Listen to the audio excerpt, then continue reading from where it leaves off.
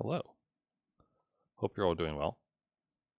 It's a small programming stream for you today, and I'm going to show you how to make a little annotation tool for yourself to annotate whatever you want across your screen like this, like I'm doing now, and then it'll be lovely. And then we'll do some refactoring on the code.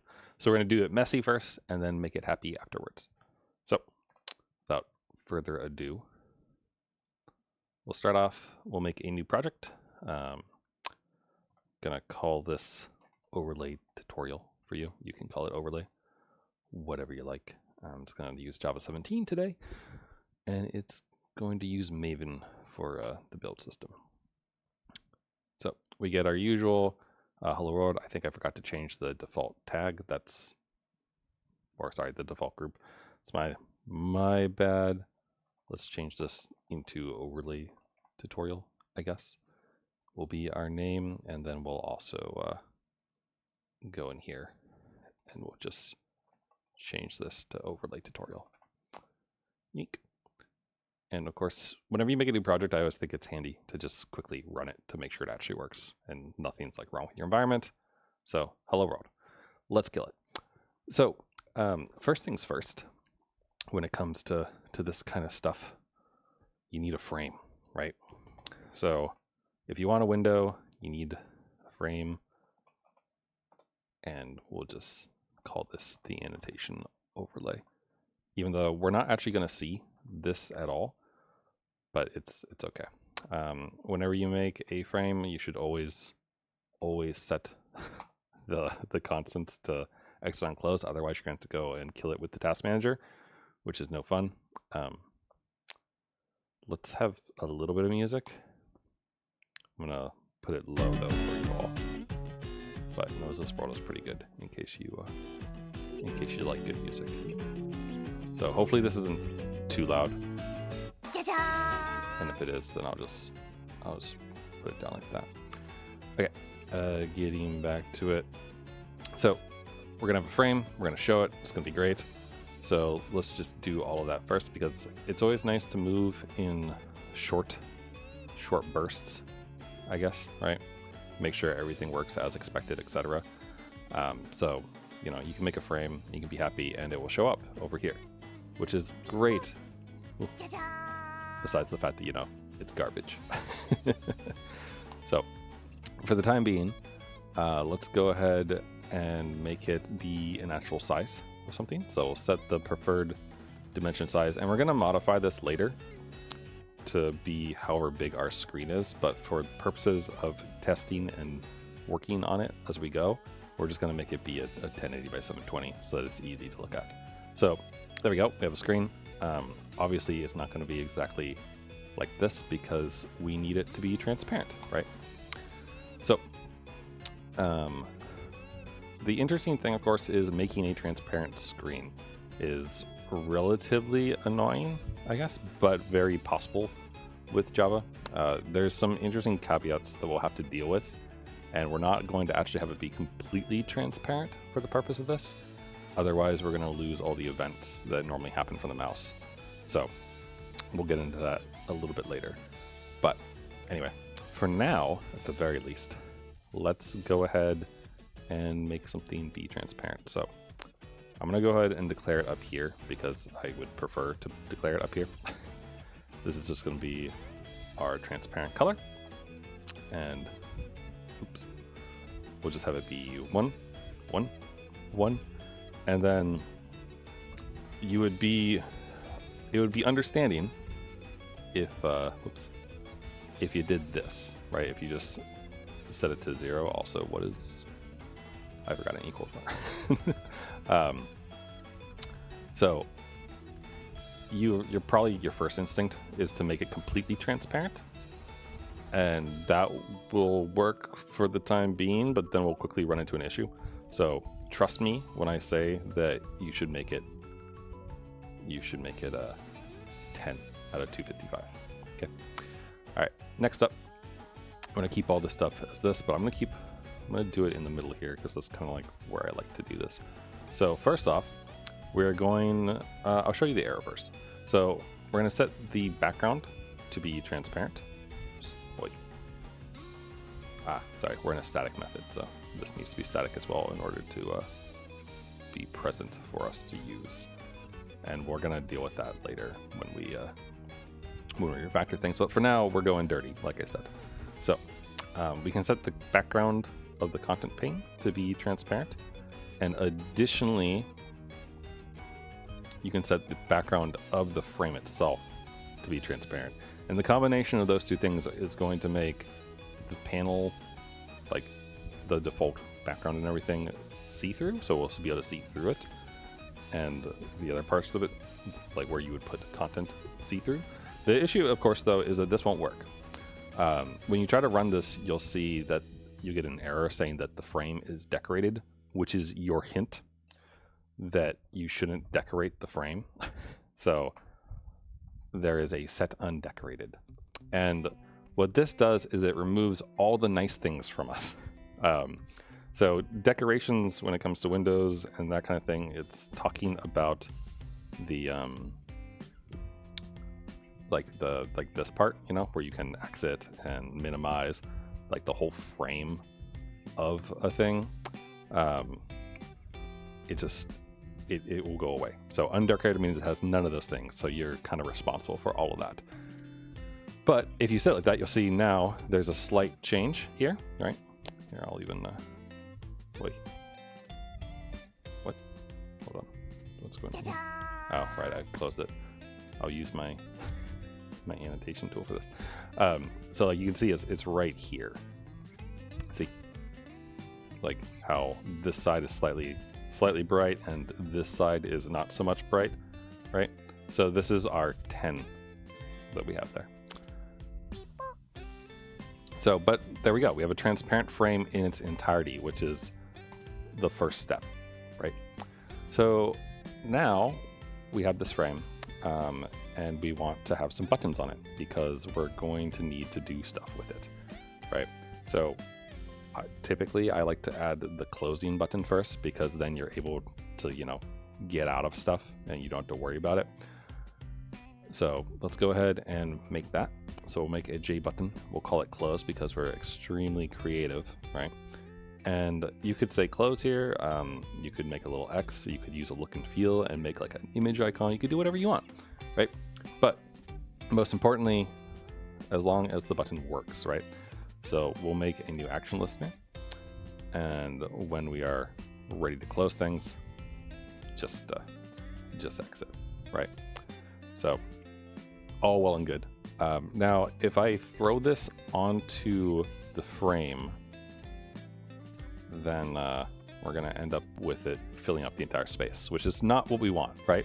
Because we want things to be transparent. But what we actually need, right, is we're going to have our frame.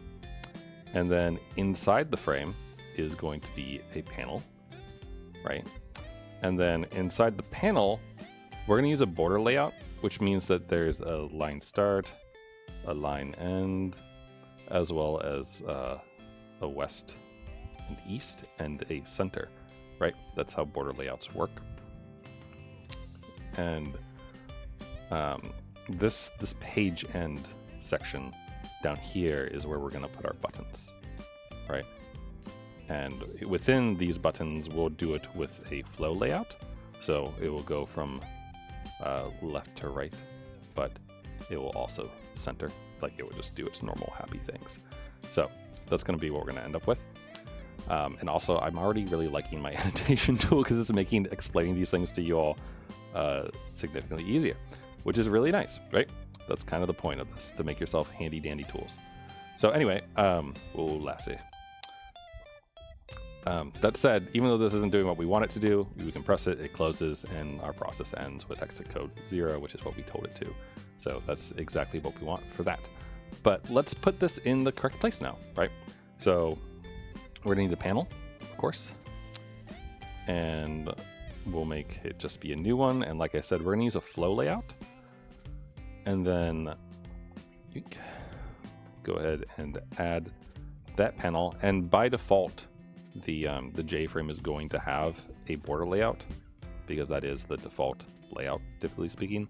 But I do actually really like just being explicit about it, because then in like 13 months or however long it takes for you to get back to this code, you'll be like, what layout is this using? And you don't have to think about it. And the less you have to think, the more you can think about the hard parts of code, which is ideal, right? So let's go back to this, right? And change that to be the panel. So we do that. And then when we run this, whoops, I just added the panel to itself by accident. That's my bad. So now we have our transparent screen, right? Our 1080 by 720. And along the bottom, exactly where I said it would be along the page end section, is our button. There it is, close. You'll also notice, however, that the panel itself also has a background, which you may not want, right? Because it feels a little bit funny to do that. So we can get rid of that. We can get rid of it pretty easily by looking at the panel and then setting its background to also be transparent. And the background being transparent, whoops, not JFrame, sorry. I keep doing that.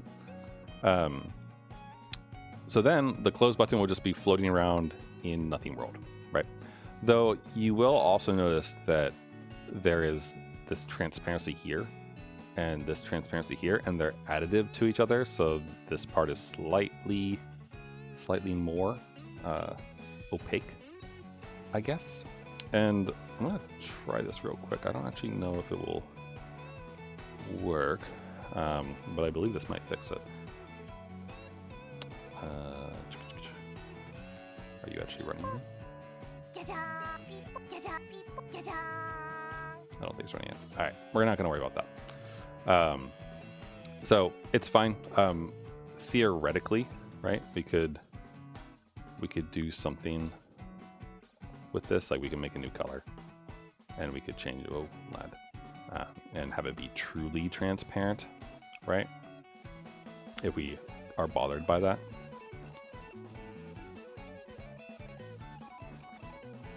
New color, 0. Right. And then we could set this to be true transparent. And I believe, why am I not seeing my thing anymore? Did I screw something up? Do I have something else running? I feel like I've messed something up somewhere. Somehow, within the 10 lines of code that we've written, I've screwed something up. Panel, background, and is it really just that? Because, well, I swear, we're gonna get there. Program finished with exit code 130. Okay, wait, no, I think something else is going on, because 130 definitely doesn't sound like a real thing. Like that sounds like something else is happening entirely.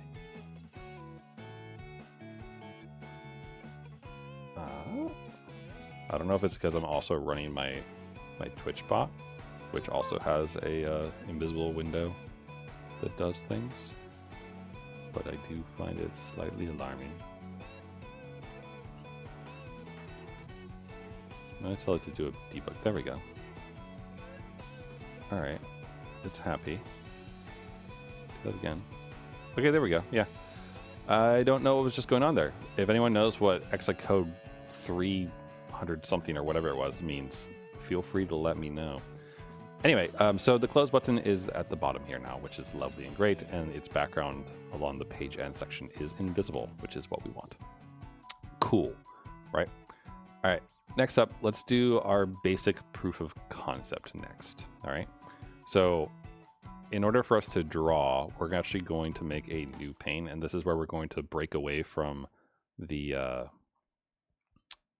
this, like doing everything in main, which you shouldn't really be doing.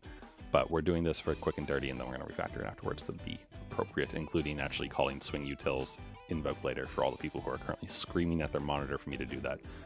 So let's add the center of the pane. Like I said before, our panel that we have, right, has the to do this. Our panel that we have has the, keep doing Control instead of Alt, has the page end, but the section that we're actually going to have be transparent is everything above it, which is going to be the center, right? So we'll use that. So we're going to then say that we're going to have a pane, and I'm going to call this an annotation pane because, again, I lack creativity when it comes to variable names, and I think that is the right way to live. So annotation pane, and this is going to be a new class of our own, which is going to be lovely and great. We are going to tweak it later on, but for the first everything, we'll just do this. So create that class. And in order for this to actually work properly, I am going to extend jpanel. So that way it is its own component and it does everything we need it to do, etc. Right?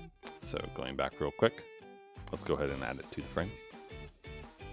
So add annotation, board layout, center, right? And this one we don't need to set the background to invisible because we're going to override the paint component method and we're going to handle it all ourselves. So first off, we're not going to do anything here yet, but we will, don't worry. The first thing we're going to do is this. So we're going to override paint component, which is coming from jcomponent. It's a protected method. So we're going to go ahead and do it with graphics 2D. And this one, if you look at the Oracle documentation and those things, they generally tell you that you should make a new graphics context. You shouldn't reuse the old one. So we're going to do that. And then, yeah, this is where we're going to actually draw the lines, right? So we're going to do that. But first, in order to draw the lines, we actually need to track them, right? Little things like that. Though I am going to reset the color that graphics is drawing to be the background color before we give control back to anything else that's calling this. So let's track where we are with the mouse, right? So we can do that with a mouse motion listener as well as a mouse listener. So we'll say that we implement the mouse motion listener first, which luckily for us only has the two little things, and we'll fiddle about and we'll have some fun with this. But like I said, we need to keep track of the points, right? So let's use a linked list so that it is extremely fast and cheap to add to, right? And we'll call this points. And we also need to call this linked list, name the damn thing correctly, otherwise it won't work now, will it? Okay, so we'll have points. And we will add a Boolean to this to say when we want points to be added, obviously. But first, we'll deal. So let's add a mouse motion listener of this because we implement that interface, which will then mean that whenever we move the mouse within this pane, these two will be called. Well, this one will be called when we click and move the mouse. This one will be called, right? So every single time we drag, we're going to end up getting a point, right? So luckily for us, the mouse event coming in has a point for us to take, and we can go ahead and just add it to our list of points that we want to draw. Pretty straightforward, right? We're going to do something here. Don't worry, it will come. But I want to show you because it's a really easy mistake to make. So we're going to make the mistake and then fix it afterwards. So I'm going to use an iterator to go across the points. You would probably, like when you write this the first time, you would probably write this like this, where you have like point P and then points, and just do a for each across this. You'll see why we'll use an iterator in a little bit, but I want to use I just want to do this right the first time, basically. But you'll see. So while the iterator has something for us, then we'll get it, right? There's our point. And then we will draw it, right? So we'll take our graphics context. We'll set the color to something. Let's go ahead and just make it red for the time being. Just going to hard code a color. We'll come back around and circle to that later. And then we'll do a fill. So we'll fill the oval, right, at point X, point Y. And this is the center point, right? So we're gonna be good about this. I'm gonna say size. All this code is semi-throwaway because we'll be changing this in a hot second, but I want to show you this first. So we'll go X, Y, and then the width and height, right? So the width and height is going to be the size times 2. And what this will do is it will give us a 10 by 10 dot wherever that point was. Easy enough? Easy enough. Cool. So if I run this, we now have a confusingly large panel that isn't opaque. And if I click and drag, you'll see nothing is happening, right? Which is unfortunate. And so your first thing that you'd probably do upon encountering this situation, be like, but I'm adding points. Am I not adding points? So maybe you go here and you start doing some debug logging and be like, hey, right? And you see when I click and drag, I get a whole bunch of haze, right? So you're like, oh, well, it's working. What the heck? What's going on? And the key thing that we didn't do that we should have done is tell the system to repaint, right? And so that's going to do, it's going to tell, Swing to be like, hey, you need to paint this again, please. Please and thanks, right? Otherwise, this thing isn't going to actually run, right? Right. So, where's my main? The other thing, of course, is that our background is crap, right? The reason, or one of the reasons why we're extending the J panel is so that we can just do this, right? Do true transparency there. So we'll set that to be transparent, and we'll be happy and lovely and great. So now, when I run this, after it thinks for about 15 million years, anytime. Am I gonna get one of those 3 10s again or something? This isn't the one that's right. Bueller. Run it this way instead. Hello. I don't know why I'm getting this interesting. It might just be my computer is being a little bit overtaxed from me running a few different things, which is totally understandable. I did tell the correct thing, right? Yeah, hold on. There we go. Okay. So yeah, we have some interesting stuff going on now, right? So let's talk about each of these problems. So problem 1, when I click and drag, the background gets progressively more opaque, which is a bit of a problem, right? This we can fix by setting the entire pane to be opaque within the constructor of the annotation pane.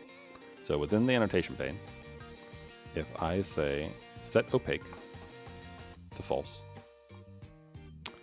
then this is going to help us out, right? So if true, the component paints every pixel within its bound. Otherwise, the component may not paint some or all of its pixels, allowing the underlying pixels to show true. The default value is false. However, the default value for this property on most standard J components, such as these things, is looking field dependent. So true should be opaque, otherwise not. And we don't want this to be opaque, right? Because we want it to be transparent. So set opaque false very explicitly. Right? And now when I drag and draw, it doesn't change anymore, which is lovely and great. Now the other thing though, and this is one of the reasons why we're going to use an iterator, is you'll notice that I'm just drawing dots, right? And so if I'm very smooth and I move my mouse very slowly, then it looks lovely, right? Looks great. However, if I'm quick I just get where the points are coming from. It doesn't really help me to make a nice line for anything, right? And there's the trick, right? We want to actually draw lines. We don't want to draw dots. So we'll go back here. And in order to draw a line, you need to have 2 points, right? From x1 to x2 and y1 to y2. So, excuse me. So what we'll do instead is we'll have our first point and we'll have our second point.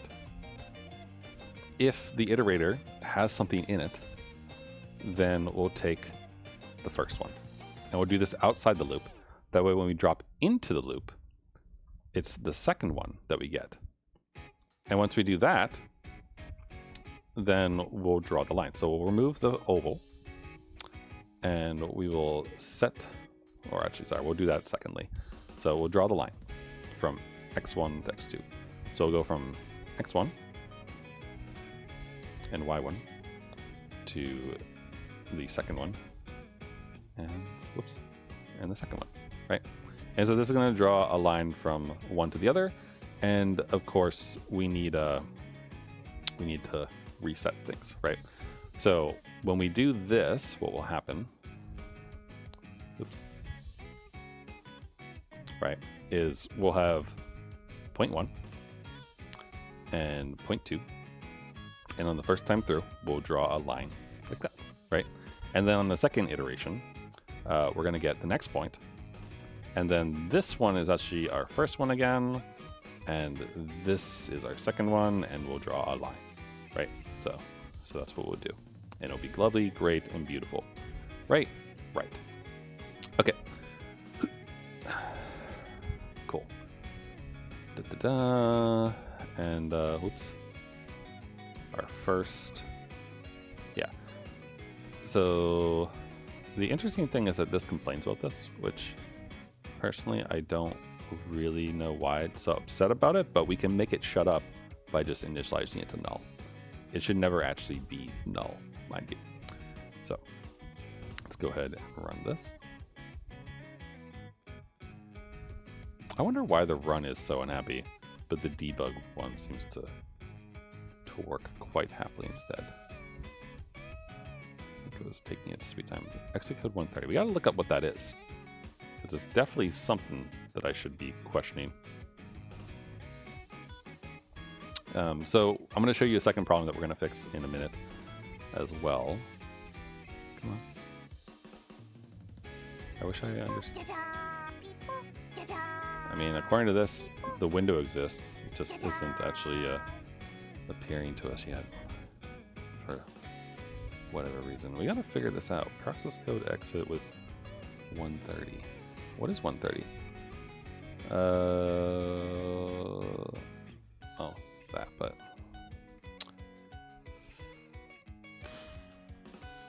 this is Grateful Shutdown. I see. All right, you know what? I think I might know, or rather, I might have an idea of how to fix this. I wasn't gonna do this yet, but we'll do swing utils and invoke later, and we will wrap this entire thing within one of these. This might be the reason why it's unhappy. Yeah, probably is, considering how quickly that worked. Okay, anyway, so as you can see, our line is quite small, right? The other thing that you can see is that I'm not dragging anymore, right? But if I start dragging over here, we go from first to second, as you would expect, right? Like there's a whole lot of lineage, but it is what it is. So let's solve one problem first before we move on to the next. The first point, or rather the first thing we're going to solve, is the fact that this line here is very thin, right? So if I was trying to draw things to you and annotate things and whatnot, you might not be able to see this depending on what you were looking at. Like if this was over a Zoom call or something, maybe you wouldn't be able to see it as well, especially if it wasn't against the dark background screen and that sort of thing, right? So let's go to the annotation pane. And of course, when you draw a line, the line is based on the current stroke. So therefore, we need to give it a stroke. So let's just go with a random number of our choice. How about a 5, right? 5 is a nice number. do this. And then there we go. A nice, decently thick line. We can make it possible to configure this value, right? We could add an input along the bottom or one of those types of things. But for now, I think 5 looks okay, and I'm okay hard coding it for the time being. Now, that said, I want to be able to annotate more, right? The other thing that we need to do is, well, let's fix the line problem first, shall we? So currently we have one list of points, right?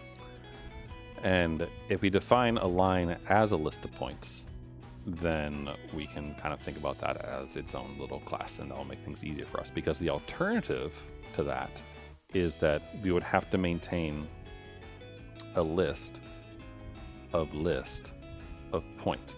And I don't know about you, but whenever I deal with like a list of a list, I generally get irritated by it. Normally it feels like I'm doing something stupid or that I'm doing something wrong, and I want to encapsulate that data away in something else to make it easier for me to work with. So we're going to do just that, right? So, multiple lines are a good idea. Let me just think if there's anything else we should do. Oh, actually, there is one thing we can do before we move on to that, which I think is worth it. Currently, you can close the page, but you can't clear the line that you've been working on, right? And so we're going to make a button to do that. And we'll just call it clear. And we're going to add an action listener onto it, right? And when we do this, we're going to do something. And so we'll make a little, we'll make a method to tell the system that it should clear something for us. And then we'll handle it later on when we're doing all the painting and everything else. So we'll do that. And before I actually make that method, let's go ahead and just add the clear button to the panel. All right, so we're going to say, hey, please set the flag, right? And we'll do this, and we'll call it set clear flag, and we'll make the field inside and call it a day. We'll also initialize it to false. Cool. So whenever someone wants to clear stuff, right, we'll just do it from here before we actually call and paint anything. That way we deal with it right away. We don't have any like weird threading things happening or like accidentally removing something from the list before we paint, or like while we paint, God forbid, right?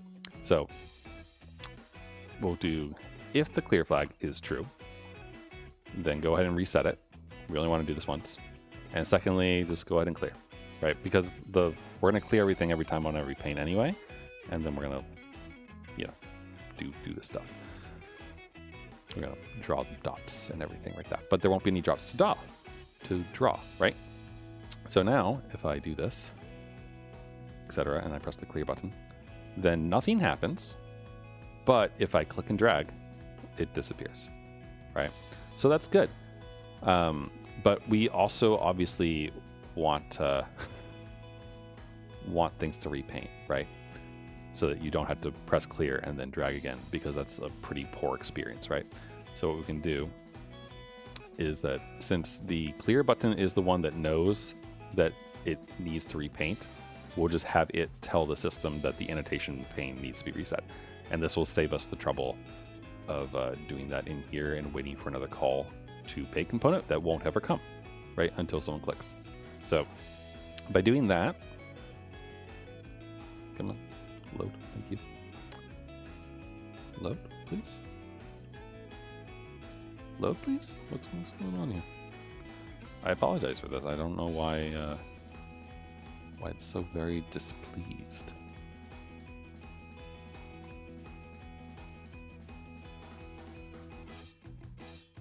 Are there unhappy things going on? Oh, is Microsoft Defender causing a million problems? Is that what's happening right now? Because wouldn't be the first time, right? Let's tell it to stop running real quick. Okay, hey, you mind actually running the program this time? There we go. Okay, so now, here's your box, right? We drew a bunch of points, and now we'll press clear, and it disappears, which is exactly what we want. That said, ideally we probably don't want to have to go and press the button every time, so we can deal with that in a little bit. But we'll handle it. So for now, this works, right? So let's make it work over here too. So right now we're only listening to the mouse dragging event and the mouse move event because we're on a mouse listener, right? Or rather a mouse motion listener. If we want to listen to when this clicks, right, then we need a mouse listener. So we'll go ahead and we'll implement all these. Most of these will be empty, right? But we'll have clicked, pressed, released, entered, and exited. We don't really care about enter and exited. We won't be doing anything with those. We do care about mouse press and mouse release. Those are important. And we kind of don't care about mouse click because this will actually cause us problems because press, release, and click are kind of different. So a click is when you click, like quick tap, and it does its thing. Pressed includes when you like drag and drop and everything else, and like maybe you click down but haven't released yet, and you held it for a while, like a long press kind of thing, or all those sorts of stuff, right? But press will always be called, right? So what we can do is we can check the button, right? Wait.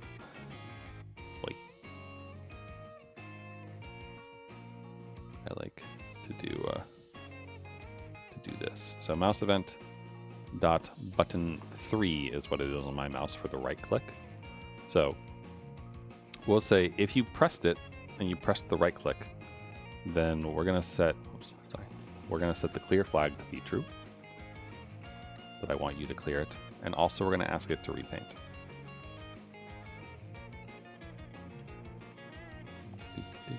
Now, when I do this, if I press the mouse right button, oops.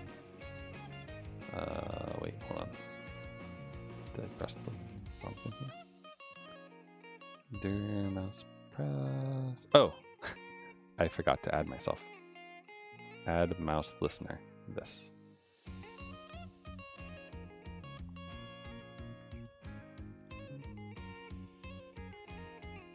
It's running.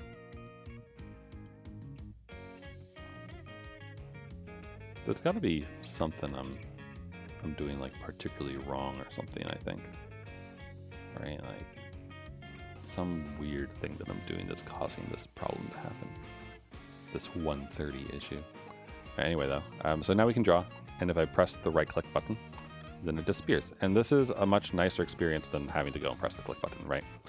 Very, very nice for being able to quickly do things. Of course, I can also hold the right click button and drag, and because I'm dragging, I will add points, which is pretty cool. And you can see if I do this, I'm holding on the right click. It doesn't actually set the clear flag, right? Because I'm dragging, so it's being handled by a different. It's being handled by the other one. This one is not being handled by a press. So, or at the very least, it's being dealt with in different ways. Excuse me. I don't mean to yawn. Let me drink something real quick.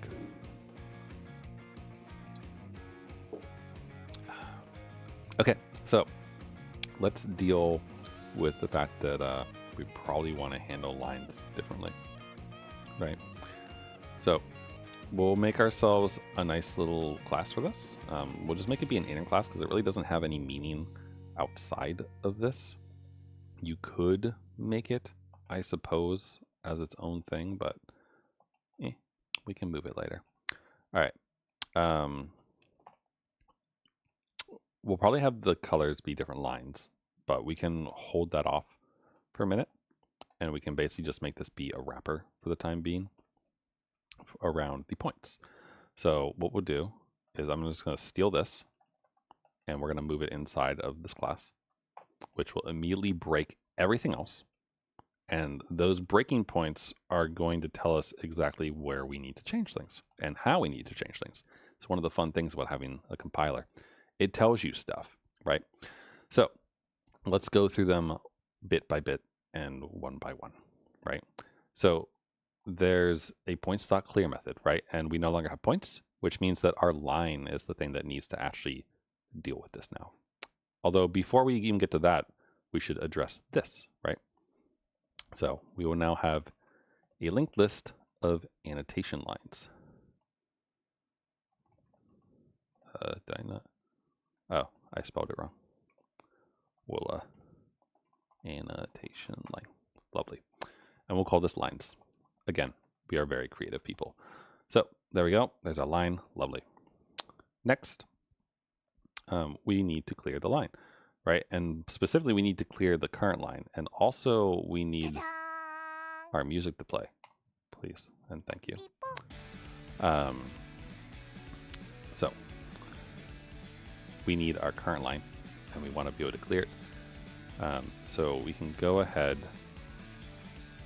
excuse me, and just do that, right? So we'll need a helper method first, and this will be a public helper method, of course, because everything else needs to call it. So we'll have points.clear, and this way any line can clear itself. Excuse me. Excuse me again. Sorry about that. Except that we don't actually care about lines anymore, right? We care about, or sorry, we don't care about points anymore. We care about lines. So rather than points being cleared, we clear the lines, and then we won't actually draw any of them, which suggests that we're going to draw them, which is very true. We're going to take this entire section that we made in here, and we're going to move it inside of this. So we'll cut that. We'll make a thing called draw line, and we'll paste it in, and then we'll move forward using the compiler. The compiler tells us that we are missing a graphics 2D, which we need to take in from an outside context, of course. So we'll go ahead and do that, and then it's ready to go. So now, rather than looping across each point individually, etc., we loop across the lines. And now we can go ahead and we can use the for each loop, because there's no reason not to, really. So there we go, right? So we loop across the lines and we draw them. Beautiful. Next up, we need to address the fact that our dragging wants to add points to something, and it doesn't know what the heck we're doing. So what I'm going to do is we will check to see if lines dot get last, or actually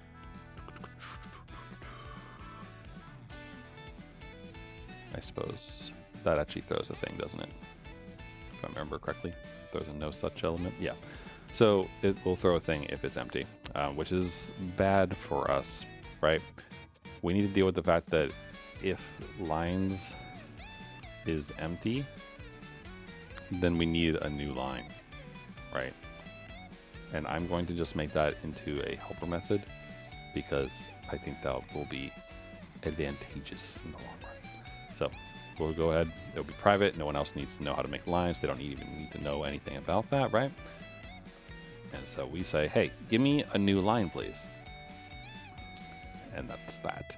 So if it's empty, add a new line, which means now we are guaranteed to have one, which means we can go ahead and we can say, we can access it directly, but really we probably shouldn't, right? So let's just make an add method. Or rather, we can even be more specific. We'll make an add point method, right? So remove this, although we'll copy it, or cut it rather. And then we'll wait for IntelliJ because it just started lagging. I'm pressing the arrow key repeatedly. Thank you. Holy shit, dude. Thank you. Make our helper method. And then it's literally just add the point in, right? Nothing really has changed too much here. And it's all pretty simple and easy. So, good and lovely. Okay, so now we have that.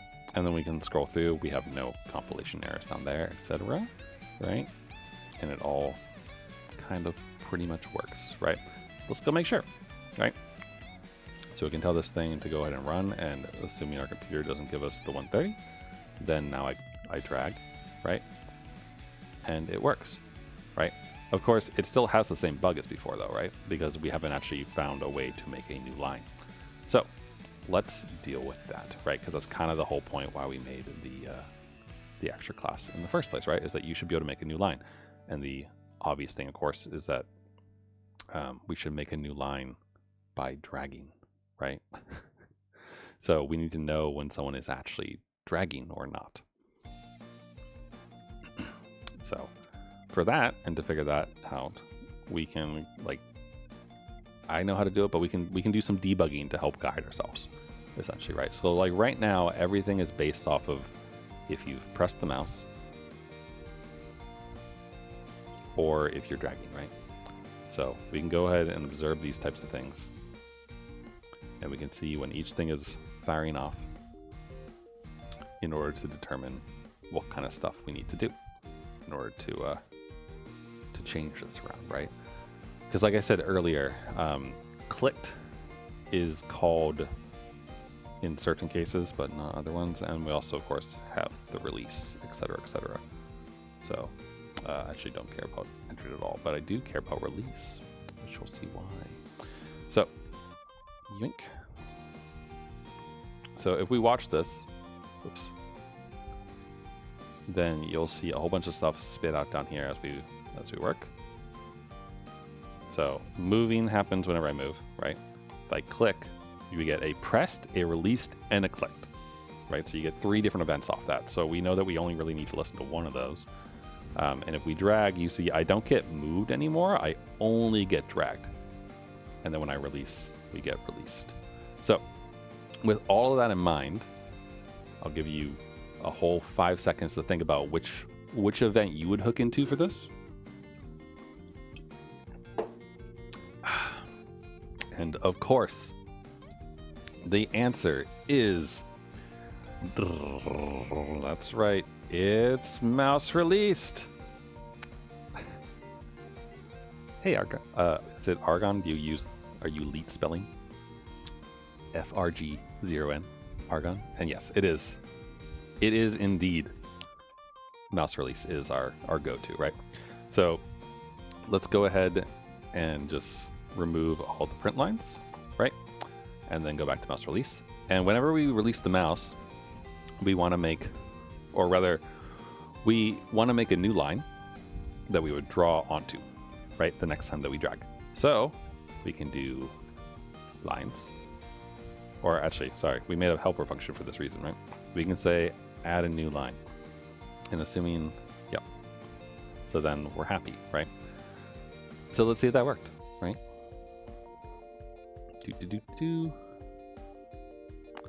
All right, so now we'll do an arc. I'll stop, I'll click release. I'll go back here, and we'll do this again. And we have the ability to draw lines again, except we can draw multiple lines, and they all go at the same time, and it's lovely and great. And we're so happy, right? So next up, it's kind of boring to only have a red line, right? Like, it's cool and all, we can draw a star, we can draw circles, etc., but it'd be nice if we could do more than one line, right? So by that measure, of course, we need a way to control what colors we want, and we need a way to set the color of the line. So let's start with the controls.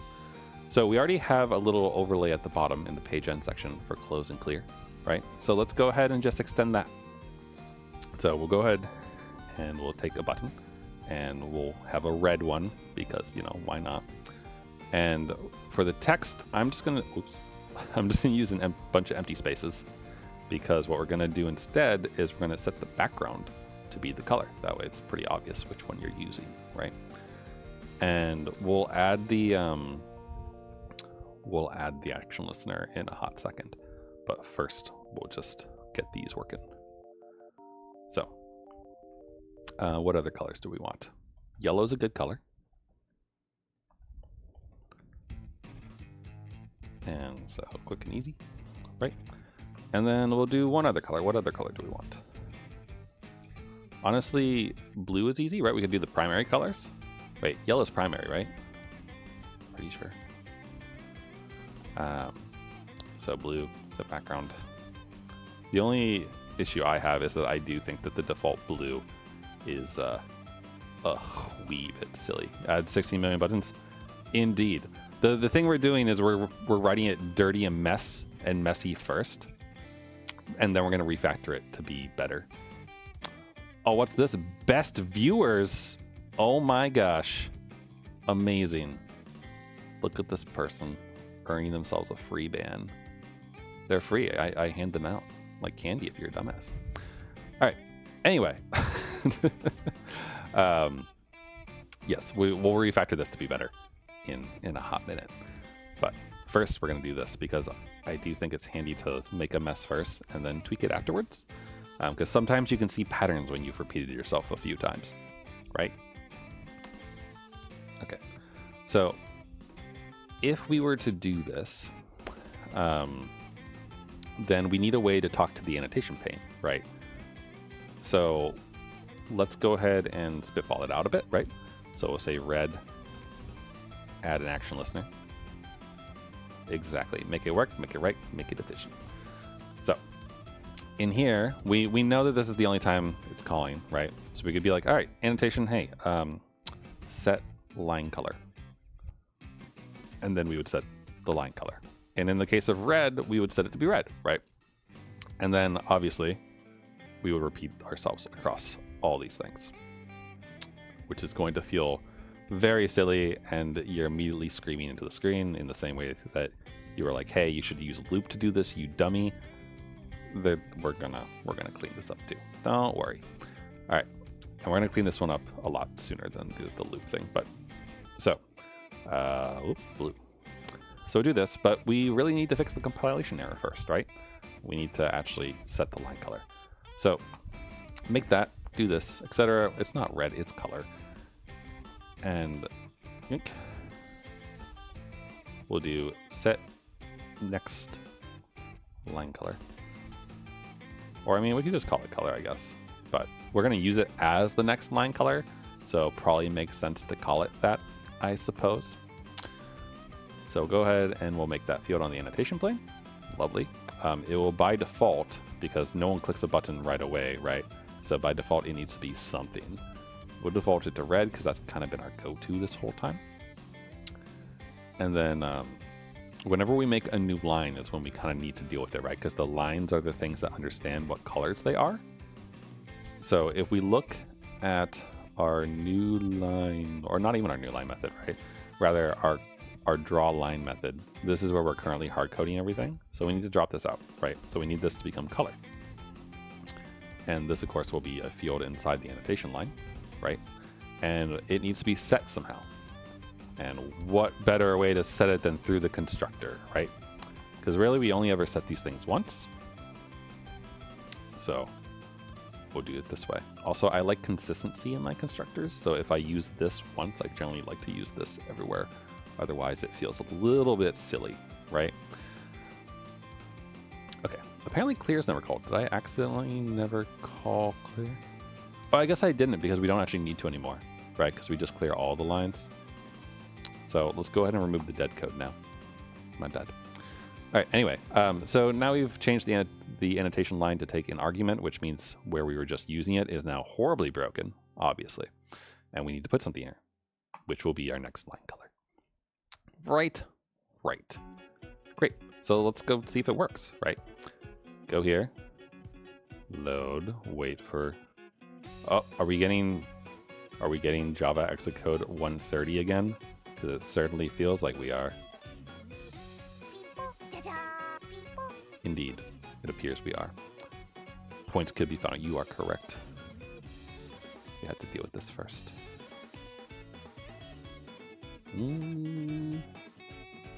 Why do you hate me so much, then? Is it really just because I'm running more than one Java program at once? This is making me somewhat irritated, the fact that this is doing this strangeness. I guess it wasn't just because we were missing the invoke later because I was being lazy at the time. There's something else going on, and I don't know what it is. It could be something to do with IntelliJ, I guess. Because currently I'm also running the Twitch bot tool that I have, or my Twitch. bot that is running to do redemptions and other things and such is running through IntelliJ, which potentially could be the reason why it's having issues. But I don't really want to shut it off, because what if someone wants to vote in the best girl poll, you know? Can you please run? We're trying to have a nice little stream here, you punk.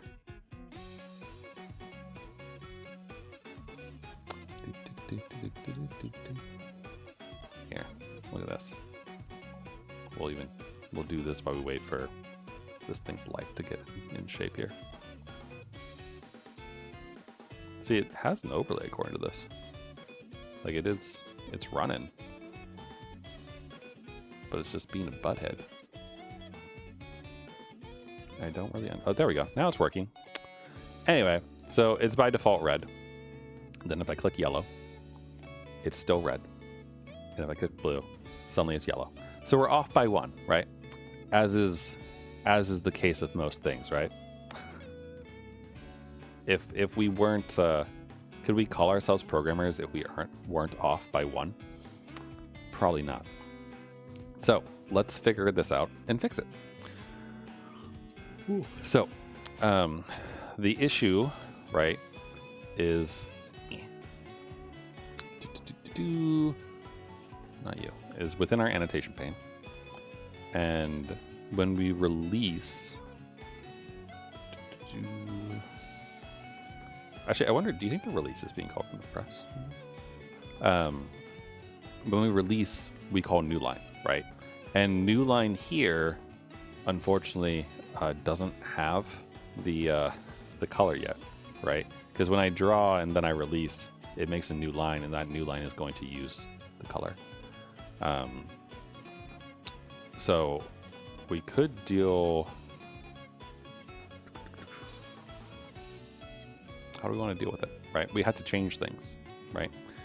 We can't just do it on release anymore, even though that felt really nice and clean. So instead, we're going to have to go and change it to be dealing with the drag, I guess. So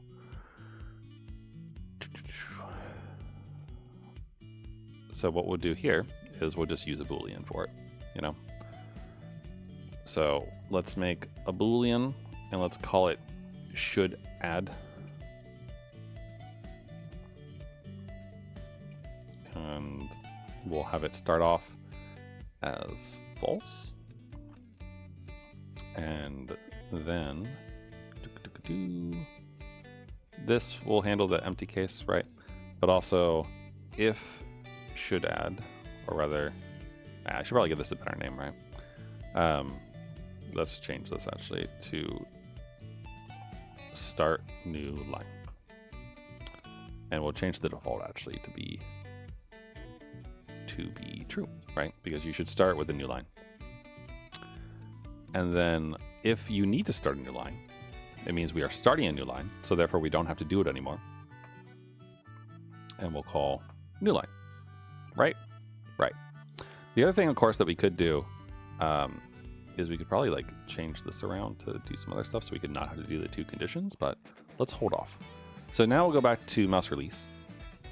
And instead of making a new line,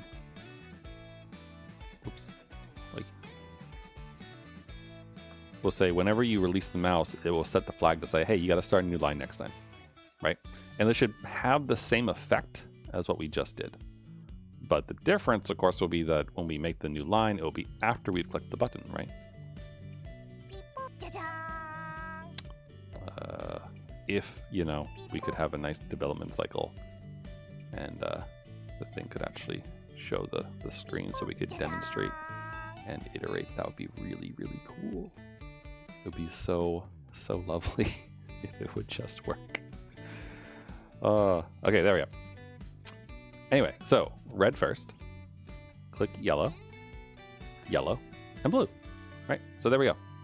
Right, now it actually works and works as expected, which is great and lovely and wonderful, and I don't really know what I'm drawing. I guess it's a weird eyeball of some kind. Cool, but it's working, right?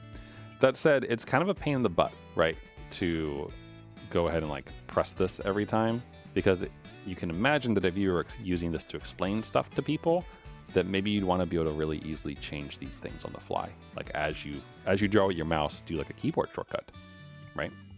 That would be pretty nice. So we'd want to do a mnemonic in order to do that. But before we do, let's look at the fact that this feels very silly and very samey, right? So these action listeners vary based on the color, right? And that's literally the only thing. And the color is actually from the panel, or rather the button that we're dealing with, right? So therefore, theoretically, you could write this, instead of color.red, you could say get the background of this thing, right? Because that's also the same color. And if we do that, then it's not really like, we don't care that it's red. We could just say that it's just the button that we care about, right? So we could do this either using like a class, right? We could go ahead and make a new instance of an action listener class and then have it take in a J button as its argument and do that. We could also do this in like a fun functional way, which, you know, always fun to do. Call us the color setter, and you could take in the J button as your argument, right? And then go from there, right? And it's be like, all right, here we go. Here comes the new action listener, and then you say that the annotation set line color, whoops, could be the button dot get color, right? And then you have a function that you can call, in which case we could just do we could just like do that inside of this instead. Like basically, instead of doing this, we could define it by saying, all right, year for red. And oops, sorry, and it's apply, right? And we could apply the function, and that could basically do that for us each time. But you know, we can do it either way. This is moderately amusing to me, although I think that for the sake of our brains and for refactoring, that probably a class would feel a little better than this, right? Like this feels a little bit silly because you're just like making a little factory method almost that just creates that. So like, why not just make a class instead? So let's go ahead and modify that. So we'll go ahead and rather than all these things, let's go ahead and say that a new, what should we call this action listener though? Line color action setter, action listener. I don't know. There's probably a better way to do this, right? But let's have it take the color that it cares about.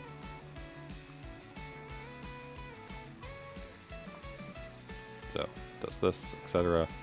This dot color equals red. We'll change that in a hot second. Change that to color. The only problem though about doing it this way, right, is that the actual action that this has to take needs the context of the annotation panel, right? So we need that as well. And like in that case, the little functional way of doing it might actually feel slightly better because everything's kind of up front in there. But you know, it's dealer's choice as far as which one you feel like doing, right? So let's do implement the action performed. And obviously we'll take the annotation pane, set the line color to the color. Lovely. Cool. And we have the problem, of course, that we need to pass this stuff in. I don't really like the fact that I'm repeating the color here, right? So instead what we could do is just pass the button in, honestly. Or better yet, doesn't the source for an action include the thing that it came from? Is that true? Am I remembering correctly on that? Because we could, let's see here, get source, right? I guess we'd have to cast it though, which feels a little bit silly. And then like theoretically you don't know, but like theoretically we could do it this way, right? we could do that, and then you just do this and you get the background. And then you have a very generic thing where you don't even need the color anymore. Which, you know, I kind of like. It feels less explicit, in which case we'd probably want to change this to be like line color to background color, listener, or action. These names could use some work, but that's okay, right? That said, this like becomes generic in the fact that we can use it for everything, right? Which is kind of cool. So we can go to the yellow one, right? And we can add an action listener, and we'll say new line to thingy, right? Annotation. And in fact, we don't even need to do this, right? Because technically this handles everyone because there's no state involved besides the panel itself, right? So, whoops, not to a method. So we can just extract this to a variable, right? And we can call this color update action listener, I guess. And then we don't even have to like make a bunch of things, which is really nice, right? Now there's just one little method to handle this, which is handy dandy and lovely. And that fits in really well with what we wanted to do before, right? Which is stop doing this 3 times in a row. Instead, we could do, you know, a loop, right? So obviously what we would loop over is the colors, right? So we can just make a lovely little list real quick of colors, buttons, or color buttons. That's a good name. An array list is fine, I guess. To be completely honest with you, I always forget the syntax for like raw arrays because I use them so infrequently. There's probably a way to like very nicely do this, and I bet you IntelliJ will probably be like, hey, do you want to do this? Which is okay with me. I don't mind it trying to help. Anyway, so let's go for each color in the color buttons, which is spelled incorrectly, and color buttons. Color? Wait, is it? Or no, it's not spelled incorrectly. I've just looked at the word color too much, and now it doesn't look like a word anymore. Good. All right, anyway, so we'll add the color in, right? Or sorry, we'll add the button in. We need to actually make a button. So button equals new JButton with some empty text. Set the background to be the color that we're talking about, obviously. And then we can move this up here, right? And then we'll use it, of course. So button dot add action listener, color update action listener. And then lastly, it gets added to our panel at the bottom for the buttons, right? And so once we do that, we have now done everything here, and we can just delete all that code, including this, so it's a little bit cleaner. Buttons is still spelled incorrectly. Why? Okay, there you go. And now we have a nice little loop to make that. So we've got close, clear, and this. Now the hard part, of course, about this is it's going to make the mnemonics a little bit more annoying, right? But we can deal with that. So a hot second. Let's first off add the mnemonic to this. And I suppose, you know, for the sake of it, right, we should probably verify that things actually work as expected every time, right? Considering we don't have any unit tests to run or anything like that, it probably pays to verify each time, right?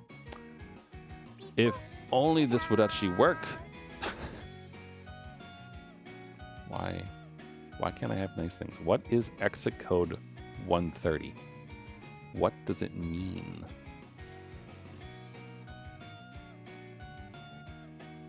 Anyway, all right, cool. So still works. We still have the buttons. They still set things appropriately, etc. And we're content with our life. Cool. So for the close, we can set a mnemonic, right? And so close, I'm just going to use X. So you would press Alt X to close out this. For clear, we could set the mnemonic to C, perhaps, for clear. Seems reasonable. And then we get to the hard part. Hard with big air quotes, right?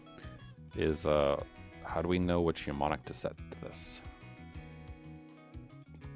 Right. So I mean, we could use the first letter of each of these, and I'm actually not entirely sure, but if you two-string this, you don't get the actual number, or sorry, you don't get the name back, like the enum, which is a bummer, right? So we can't do that. What we could do is, rather than a color, we could make a little teensy class to do things, or I suppose we could use a list of objects and an array of objects, and just treat it like tuples and do color to thing. We could have another list and deal with it that way. We can do anything. That's the joy of programming. For now, why don't we do this for funsies?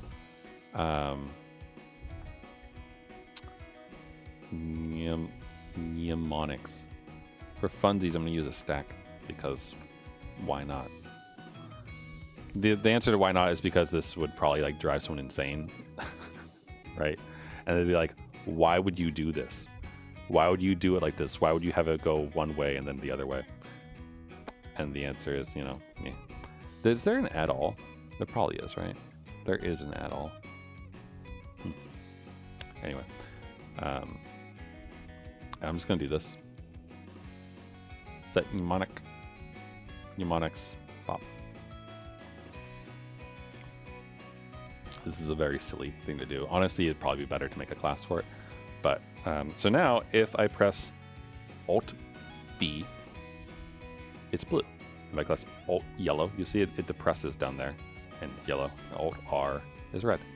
So that makes it a lot simpler, right? Because now, whenever I want to annotate something, if I'm drawing and explaining stuff to people, can be like, oh, it's this right here is very silly because it corresponds to this, but also it's in reverse order, right? So it's very bad for maintenance, and you shouldn't do this to anyone that you actually care about and love.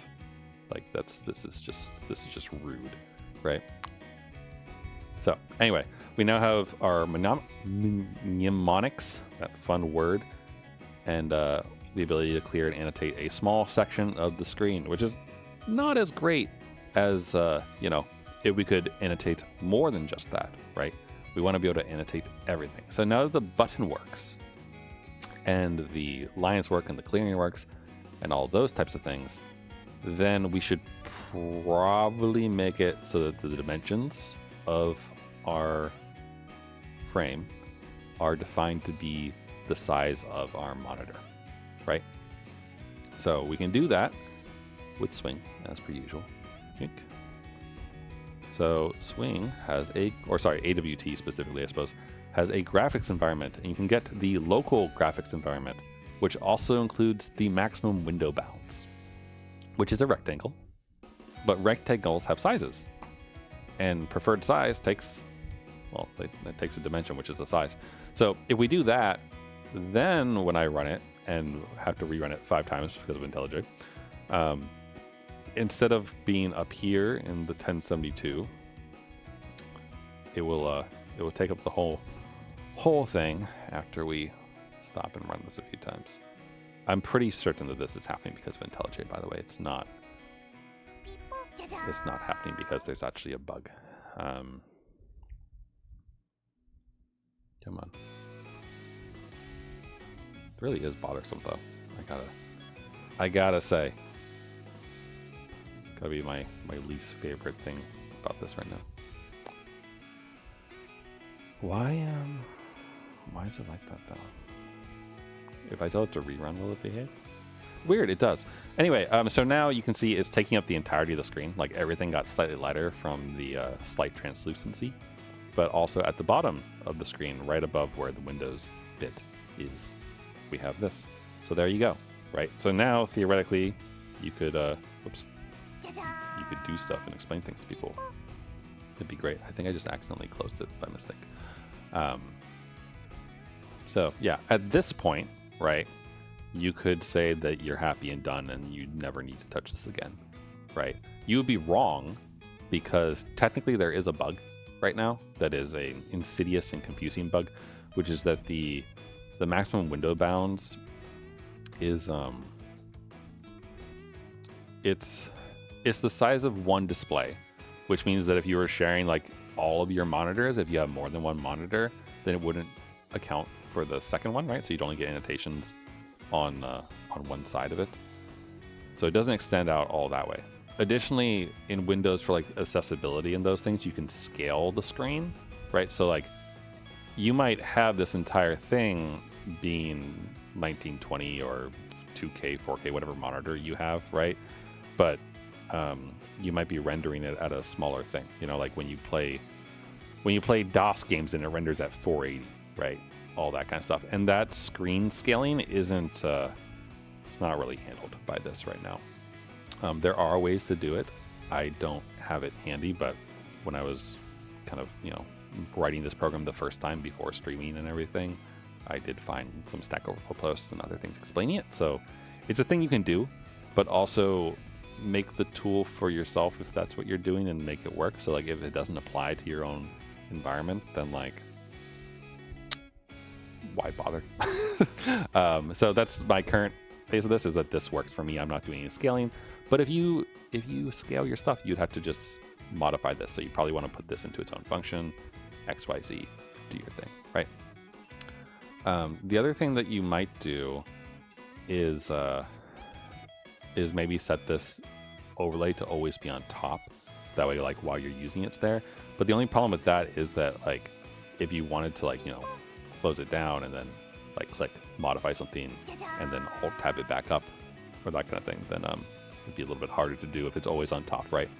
You'd have to basically build in some kind of escape into it so that you could like click through, and that'd be slightly annoying because in order to do the click through, you'd have to modify this transparency right here, because this is the thing that I mentioned at the very beginning, which is this isn't really completely translucent, right?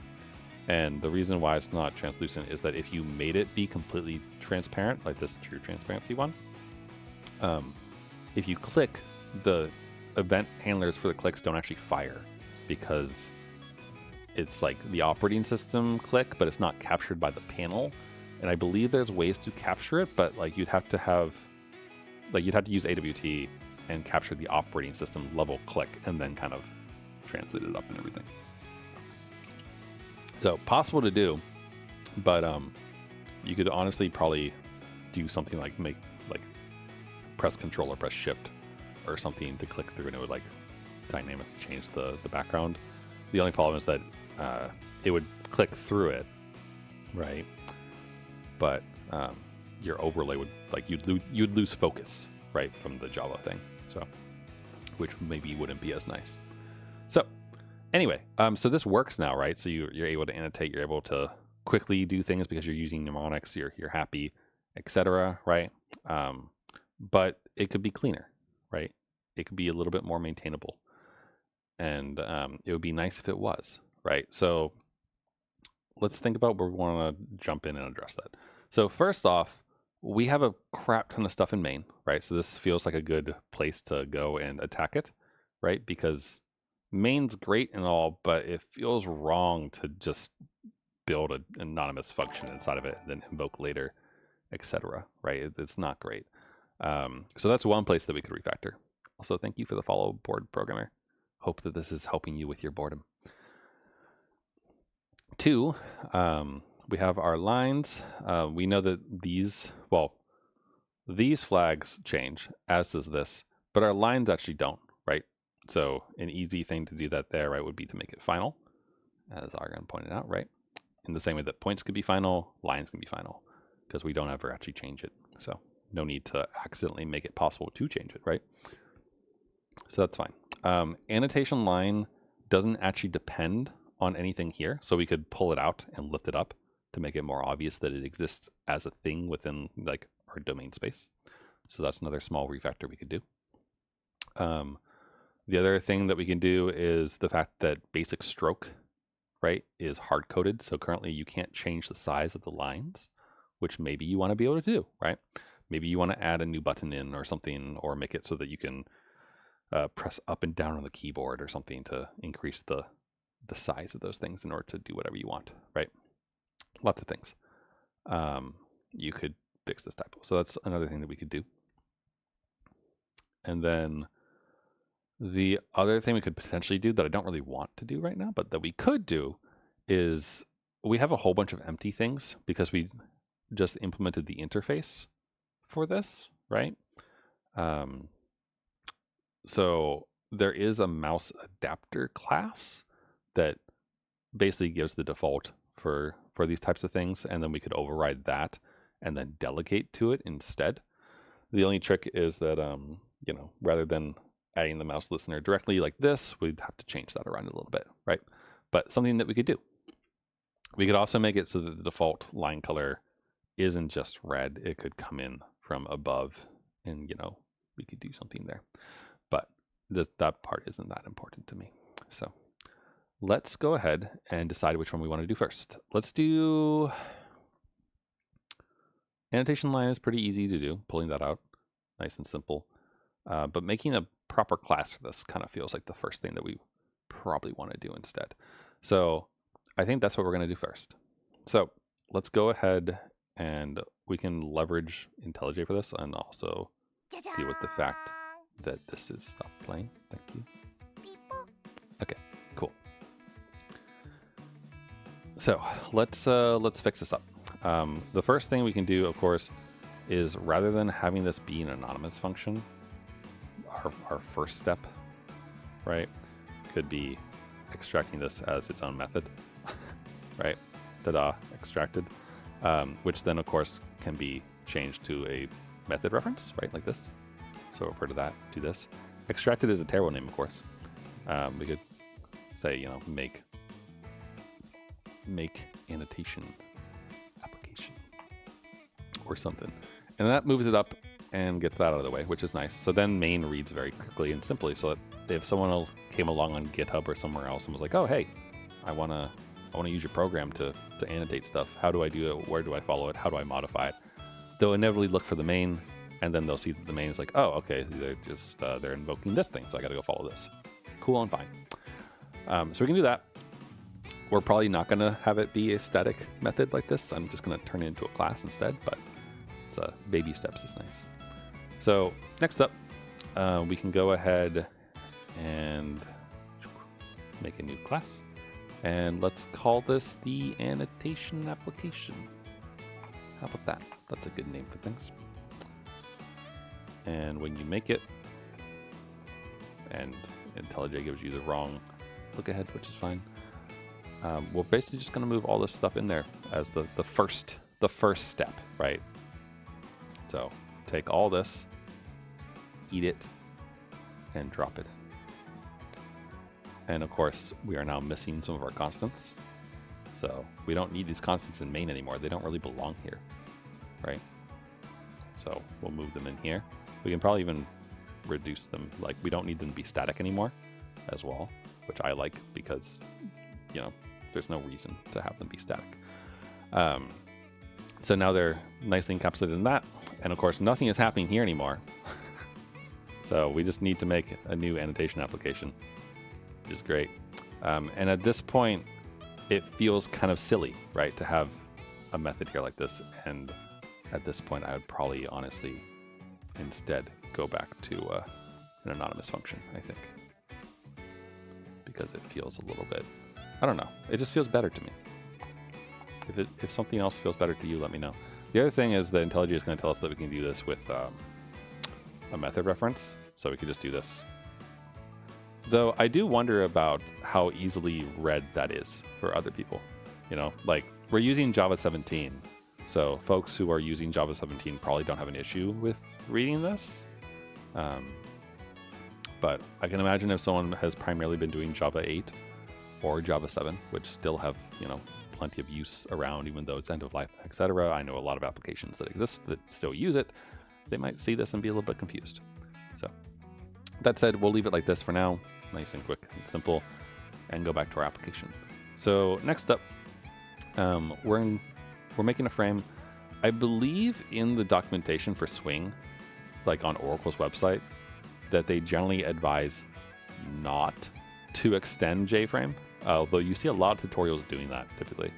There's I don't remember where I've read it, but I've read it decently in various places that when it comes to Swing stuff, it's a better idea typically to delegate rather than extend. But either way, so we have a frame, and we're looking at this, and we're looking for places to fix it. And the thing that stands out to me is the fact that we are making new action listeners for both of these. And to me, I would like to not do that. Specifically, I would rather have us handle it with a method inside of the annotation application, and then check the source of the button and then perform the appropriate action from there.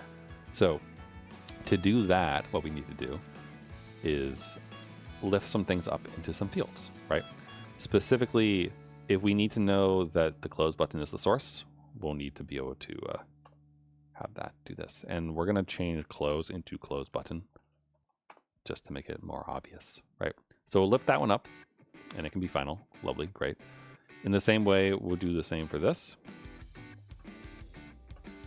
Lift it up, and then name it. The for loop is going to make our lives a little bit trickier, right? But that's okay, because we can lift things up into a linked list. I don't know why, but I like using linked lists for this type of thing, just in general. Like they're quick, right, to traverse and everything else. So, and we know that we're never gonna like expand it, right? So let's go ahead and take a linked list of J buttons. Whoops, this is our color buttons equals new linked list. Thanks. And then inside of this, whenever we make a new button and add it to the panel, etc., let's go ahead and also add it to the color button list, right? Did I mess up the type? It's very possible. Linked list J button. Did I? Wait, what? Am I silly? Required type color. What? Oh, it's because I named color buttons here too. That's right. All right, hold on. Colors. This is why names are important. Color buttons. There we go. All right. So then those will all be stored in a field level thing, so that we'll be able to reference them, which is the first step. Although technically, maybe it should have been the second or third step, but either way. So now what we'll do is we'll have this extend the action listener, or sorry, implement rather, and then we'll implement said method, and then we will take each of these, and for our references, we'll just put them. Whoops, I took too much. I don't want the whole thing, I just want the actual bit. So we'll take this and then we'll rectify it. So spit that in there, it's gonna be horrible and bad, right? But we become our own action listener. Then same thing here. We'll take this and we'll rectify it afterwards.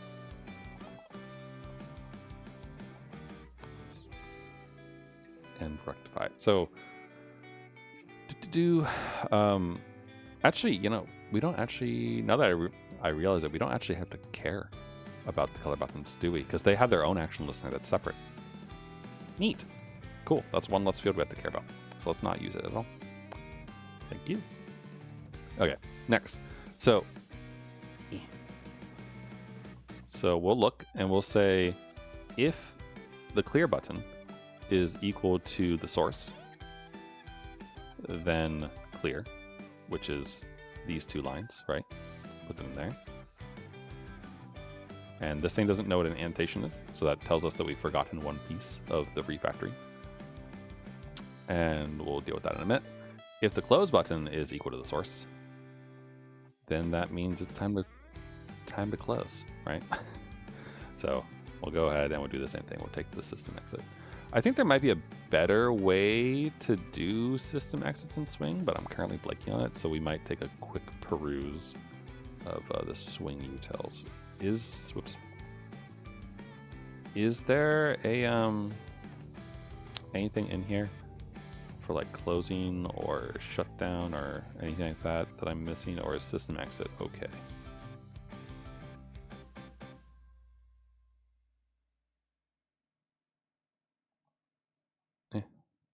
Ooh, I guess it's okay. So we'll leave it alone. All right, so now we can clear up our reference code. We don't care about the reference code anymore, but of course we have to deal with the fact that we don't know what the heck the annotation is, right?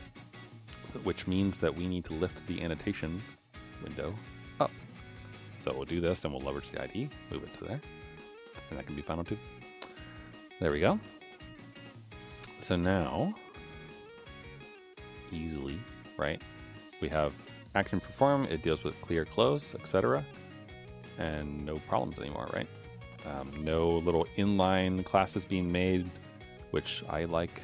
We're pretty happy about this, right? So that's good. I think in general, probably, it's always a little tricky. I see some things in the Oracle documentation saying not to do this, right? To not set up everything in the constructor of something, because then it makes things a little bit more difficult to test or to modify, or to like separate out if you want to make a component first and then do stuff afterwards. For this program, I don't really know if we need to care about that. I think it's kind of okay. But if we wanted to, we could go ahead and take like this piece and this piece, right? And maybe some other bits and pieces. And we could move them into their own functions in order to make it more readable, so that when you look at the constructor of this thing, you don't have to scroll 60 lines. Instead, you could maybe like look at some other stuff. So why don't we do that real quick? And so we'll break this up by interest. So the default close operation, that doesn't really need to be moved around, I don't think. Like we could, but we won't. The preferred size thing, this actually, I do think makes sense to do so. Because of that thing I mentioned earlier, right? Where if you are dealing with the screen resolution being different, or the scaling being different, right? You probably want to extract it. And so you probably say like, set annotation, or sorry, set frame to take up window, or full window, right? And so if you want to do that, it's easier to think about it and do all those extra things you would have to do in order to deal with the screen scaling and those things in that function. Secondly, these three actions right here, right, are all about making the screen translucent. So they're kind of their own idea. So we can extract that. So we can say, make frame transparent. And that's a little bit nicer. We'll just move the layout up. Can I set that in the constructor actually? No, you can't. Okay. So I'll keep these here because that's all good and fine. But we'll leave the other stuff here for now. So next up, this panel, right? We could say the setup of this panel is kind of the purpose of the rest of the method, right? So what we could do is we could extract it, and I feel like IntelliJ is going to try to make a method taking the frame, or we'll just be unhappy, it won't do it. But I don't really want to do that. I think I'd rather give this a more useful name and then shift it around. So we'll call this controls panel, right? We could also call it buttons panel, which would also be accurate, I think. But if we're going to add any other types of controls to it, like for example, increasing the stroke or lowering the stroke or those kind of things for the line width, controls would hold true for that as well, right? So that could be good. So we'll call it controls, and that seems like a reasonable name.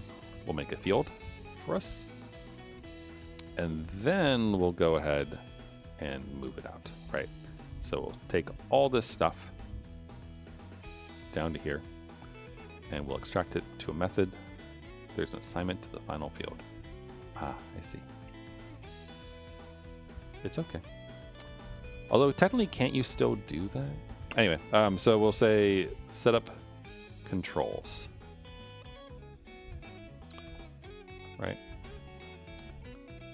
I'm actually going to take this and move it in here, and it's going to get mad because of the final stuff.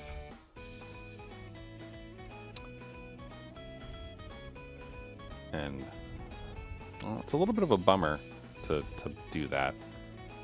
I feel like there should be a way to deal with that, honestly, but maybe not. Oh well. It'd be cool if there was actually in Java, if there was a way to say like, hey, this method is only called from the constructor, so allow it to set things to be final. But I mean, I get it, it's fine.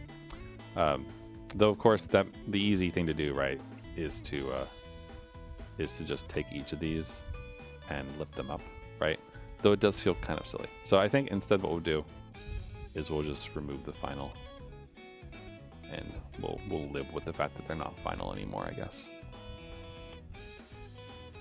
Okay, but now when we look at the constructor, right, it's a little bit easier to read, I think, right? So it's like, all right, we're gonna make a frame, make sure that, you know, if you close it, it closes. Set its layout explicitly to border layout. Set frame to take up the window, make it transparent, set up controls, set it visible, pack it, right? Very, very easy to quickly understand what this constructor is doing. So moving on to set up controls. The question becomes, do we need to do the same to this, right? Because we could, like making the annotation panel, making it transparent, etc. This is all very readable this way. I don't really think we need to care about it. So we can leave this alone. You could make an argument of like, you know, setup controls could be more readable if we say like, make a close button, make a clear button, set up color buttons. You wouldn't scroll as much, and we could do that. The color buttons especially, I think kind of feel like we maybe would potentially move it around. And that could be okay. You'd have to forgive me why I went and looked up array syntax though. Because I think I do want to modify this stack thing, because this was just kind of a lark and kind of a whim, and it was fun. But let's go ahead and move this to its own function. So let's call this setup color palette controls. Seems like a good name.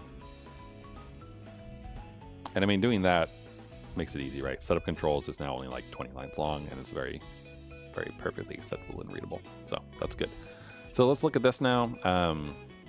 The colors are fine. Is there a tuple type like built into Java yet? Holy crap, it's IntelliJ is having a fit. Is there a tuple type?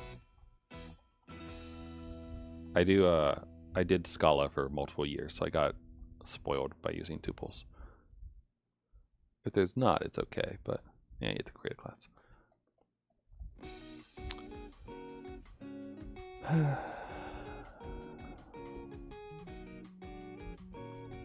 All right. I mean, what we could do real quick, we could just do we could use a hash map, which feels very silly, but sure, why not? Let's do that. So colors to mnemonics. My computer is very slow right now for some reason.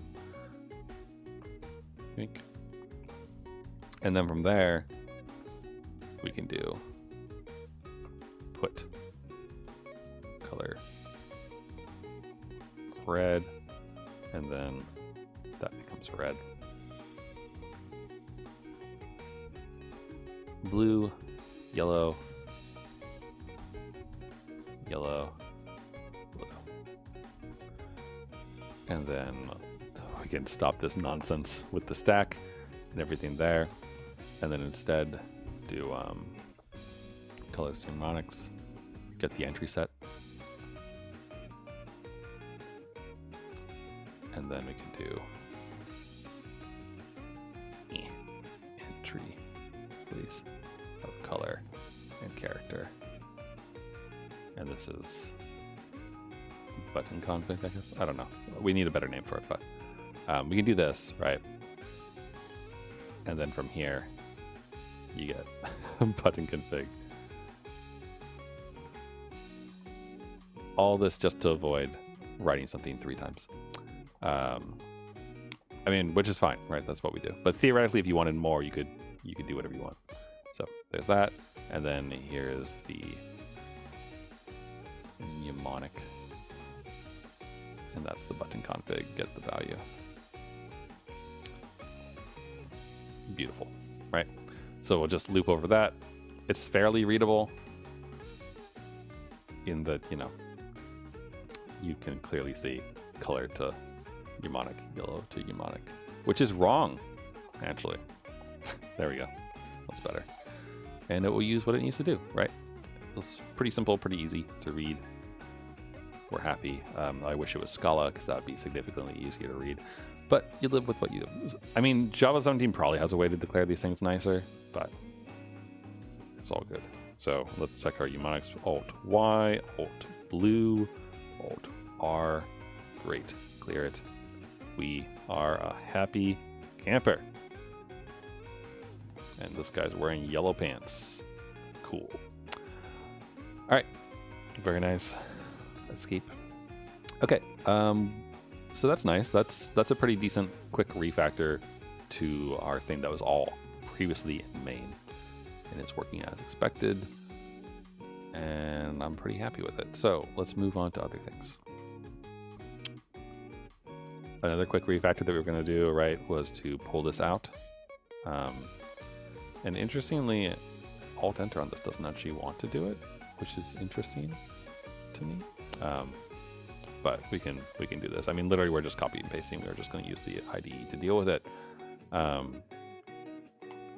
So lift that up. I guess you could add it to Git. We haven't been using Git this whole time, though, dude. Annotation line, like I said, doesn't rely on anything else. So it is what it is, and it's perfectly fine. Fine, go ahead and add this. Sorry, it just looks...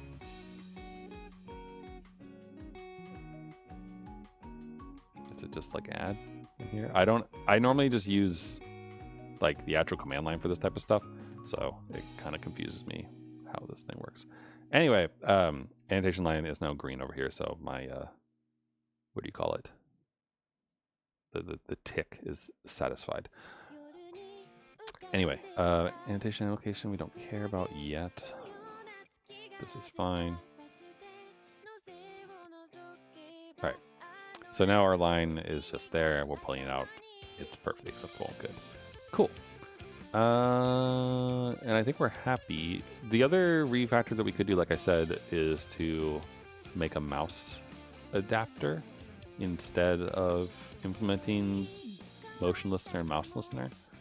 The only problem with that I see is that the delegation, I think, might make it harder to understand what's going on within the pane, potentially, because we're still going to end up adding this annotation pane as a listener, right? Or something. Or let's think. You have to add mouse listener to that. We still need to like access over to lines and those kind of things. So I guess the lines themselves would have to probably move over. They'd probably have to move over into there, right? And then we'd be asking the lines from there for this, which maybe isn't that big of a problem. Maybe that's actually okay. And that moves the clear flag and the start new line out of this pane and into the listener, which feels like a better separation overall. So that if you had to go manage it, it's a little bit more concise and understandable. So that is good. It does feel a little bit weird for the lines to exist inside of the adapter, though. That said, we could scratch refactor real quick and just see how it looks like, right? Which would be acceptable. So let's do that. But before we do, for scratch refactoring to work, we need a place to go back to, right? So let's go ahead and add all these to Git. We'll say initial commit, or just say working app commit, so we can refactor. Right. So that's that. We're happy. I don't normally commit these things. I find it annoying that like all these idea things exist. And honestly, I normally would edit the default git ignore as well to stop mentioning idea stuff. But anyway, so let's do this. We're going to move the listeners around. So the problem, of course, is going to be naming this dang thing. Annotation click adapter. Sure. And this is going to extend the mouse adapter class. It does not do anything else. So this, that, and the other thing. So next, let's go ahead and try to move things around a bit. So lines is going to move over into this, which then, of course, is going to be initialized in the constructor. And also, we're going to be able to want to get it, right, in order to use it for things. So please and thank you. So now that we've done that, let's go ahead and replace everything. So let's say our, what do we call it? Annotation click adapter. And the annotation click adapter is equal to this. Call it a day. And so we have that. And then every time we do line related things, right, it becomes get lines in here. Same thing here. This is bad. We shouldn't do this. Don't do this. We shouldn't clear something that's encapsulated inside the other thing. So we're going to actually push that down in there. New line obviously will move out of here and into the other place. So we can do all that in one fell swoop real quick. So thankfully,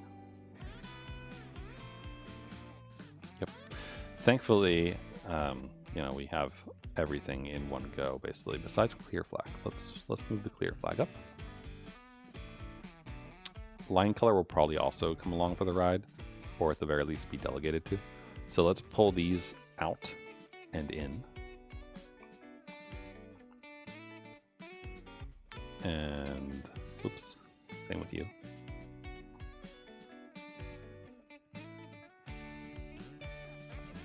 And we'll probably have to pull the pull this down as well.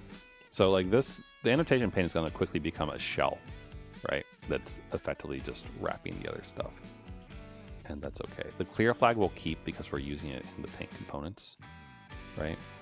But it also can theoretically come along for the ride, right? So let's move these things in here. Basically, it would probably been easier to just rename the class and then move the painting part out as far as like how many things we have to move around goes, but it's fine. So move that out, etc. This thing is going to become just a delegator, right? So annotation click adapter, set line color, yoink. This dot next line color equals color. And also, because we're doing the adapter, we don't have to have these anymore, which is kind of why we're doing it. Or, well, one of the reasons why we're doing it. Ooh, this pulls up an interesting issue, doesn't it? We don't know to repaint now because of this. So we're going to have to figure out that.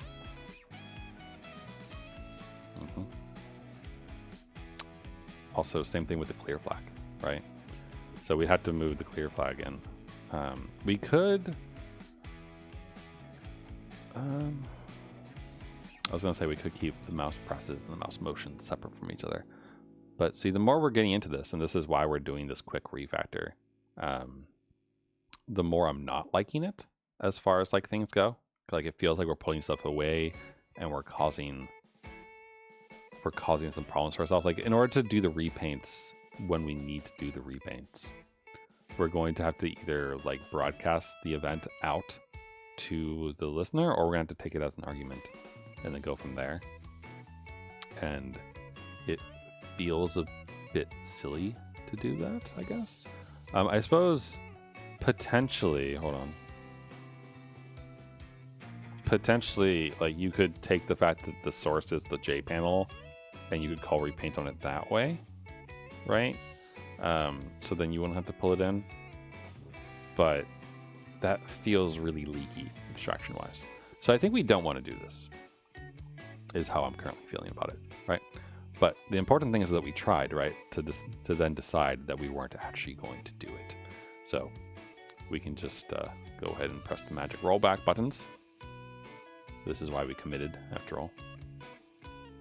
And then we're back to normal, where everything works again. So it's good. Right? I mean, we're dealing with the fact that we're doing this. If we wanted to get this out of the way instead, what we could do is, rather than extending JPanel, we could modify this to to extend the mouse listener instead, and then we could simply return, like put in a method to give back the panel that we are building within ourselves, and that could be called from the annotation application instead. So rather than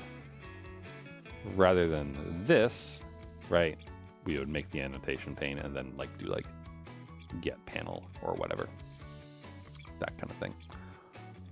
So yeah, but for now, I mean, this is acceptable to me as far as like code that if I felt like I wanted to add a new something onto this, I would feel pretty good about it, feel like I could do it relatively quickly, etc.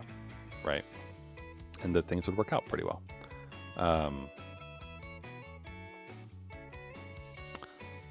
The one thing that we could do if we wanted to is maybe unhard code this and have it deal with it from something else instead. So the tricky part, of course, is if we wanted to modify the size of the line while we dragged. That would be the hard thing, I think, to do, as opposed to setting the size of this ahead of time. But we, at the very least, can lift this up into a field, right? We can say this line size equals line size, and we can take that in. It's a float. Sorry, my bad. Take that in, jump up to where it's now broken. You could take this in as a 5. And since now we've lifted this up to the annotation pane, then, you know, we can do it this way. And we're basically just delegating all the way down, I suppose, right? In the same way that we say set next line color, we could instead change this to say like set next line configuration or that kind of thing or something. And we could pass both arguments in, or we could keep it separate and we could make another field to track inside annotation pane, or we could wrap it up into a class, whichever one we want to do. Before we do that though, why don't we add a button for it, right? So we are adding controls, right? So we can go to our controls. And I don't know if we would consider this to be a color palette control, right? Rather, I think we would probably have 2 different buttons. And so we would have a increase line size. Yeah, increase line size button. So this will be a J button. And we'd have a decrease line size button. Also a J button. And we could have this be a minus sign and this be a plus sign. That makes a lot of sense, I think, right? These become fields because we want our action listener to deal with the fact that that we need to know where the source comes from, right? So increase line size, add action listener. The other thing, of course, like I'm doing it this way where we have the action performed happening here. We could also add the annotation as a like as the listener instead, and have that deal with it, and have some way of it understanding that the plus means to increase, and we kind of wipe out the chain of delegation there. I'm not going to do that for the time being. I think I would do it a different way than just the generic action listener. If I did, I'd probably make a separate list of things and maybe make an interface of like on increase line size or that kind of thing and such, and then kind of make them implement that. I think that'd be a little bit easier to understand and read. But we'll do that. We'll set the mnemonic plus, I guess, right? That's the most sensible thing. And then we're good. So then decrease line size, add action listener this, decrease the line size, same difference. Set mnemonic to the minus sign. Boy, that was an interesting thing I just accidentally did. Cool. So next, go down here. If the increase line size button is the source, then annotation call increase line size. We'll just do it like this. So we'll say line size plus plus. We're not going to validate this. We're going to say that it starts at 5 and you can make it as big as you want. We'll probably cap it at 0 though. This will automatically be configured to a float, and I think that's okay. Yeah, I think that's just fine. So we'll do that. We could set a max value if we wanted to. For the time being, I'm not going to. But we'll also add in our decreased line size. And we'll do math.max 0 line size minus minus. Although it is, I forget, minus minus. I don't have to worry about this like C++, right? Where like minus minus happens before the assignment kind of thing, etc. Tell you what, we'll do it this way.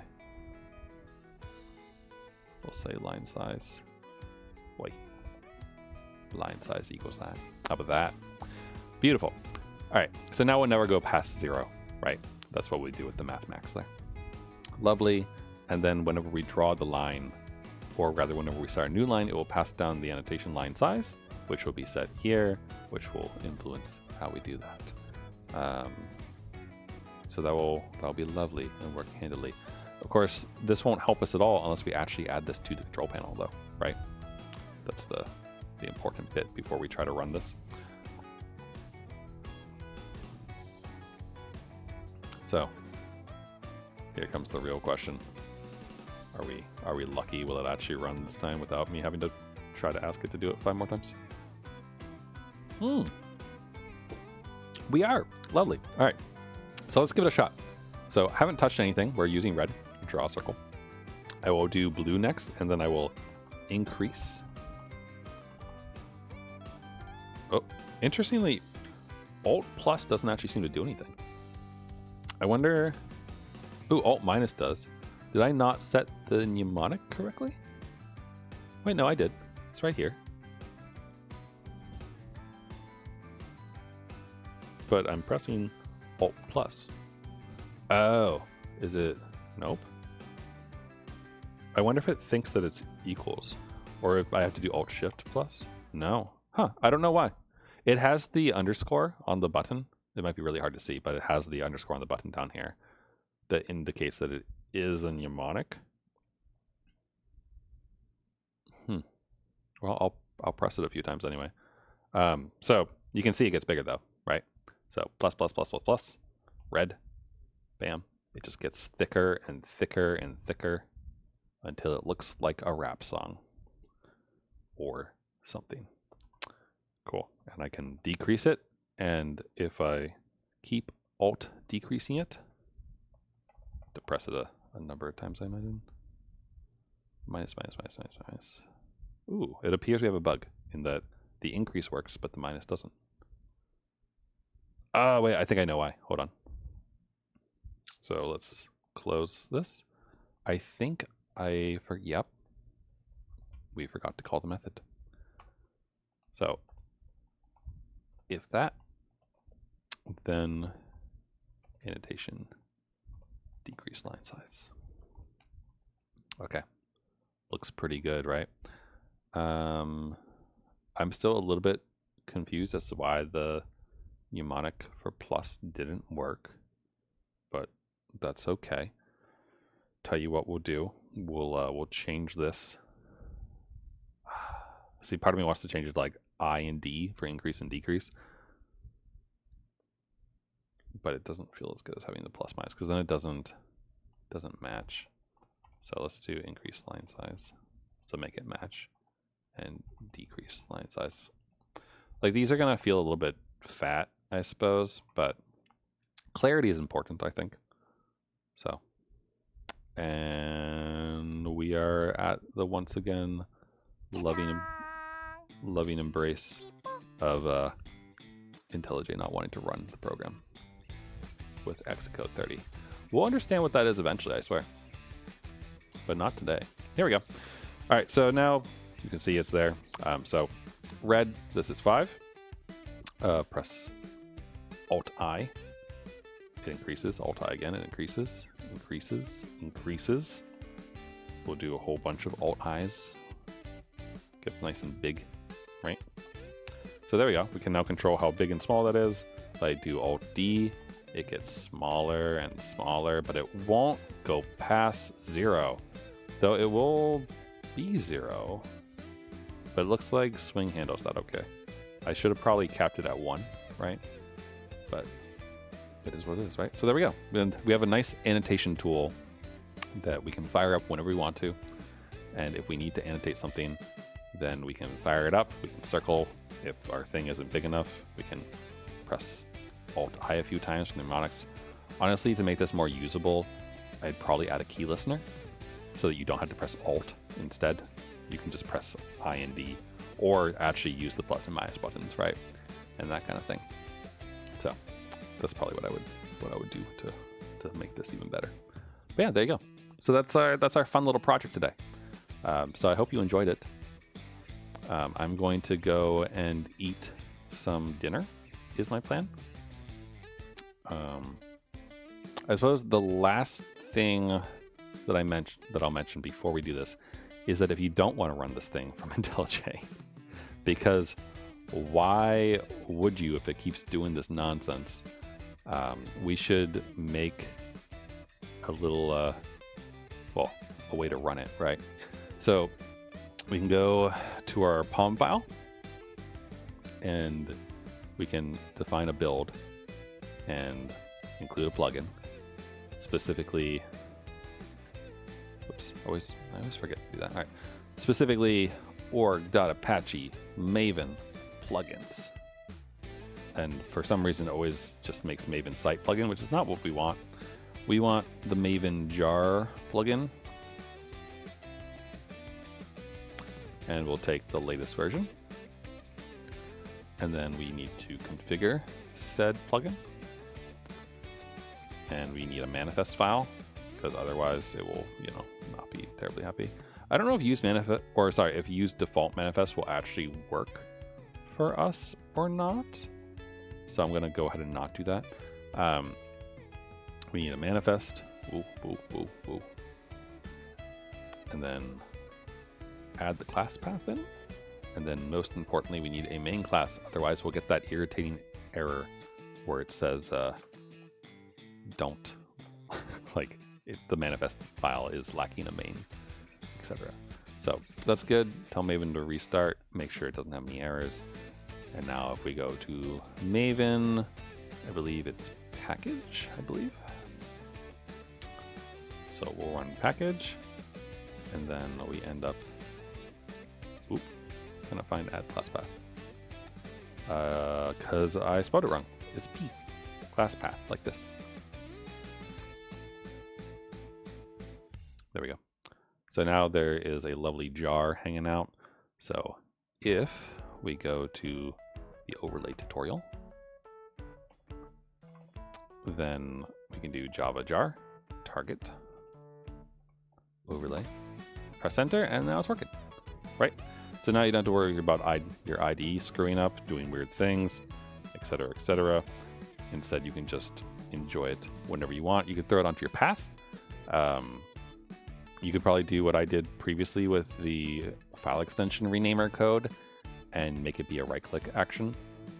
Like in the context menu, you can right-click and then press the thing, be like, oh, let me annotate, and it'll just fire this up real quick for you to quickly do that, and that'd be nice and cool. And yeah, that's it. Ta-da! Anyway, hope you all enjoyed, I suppose.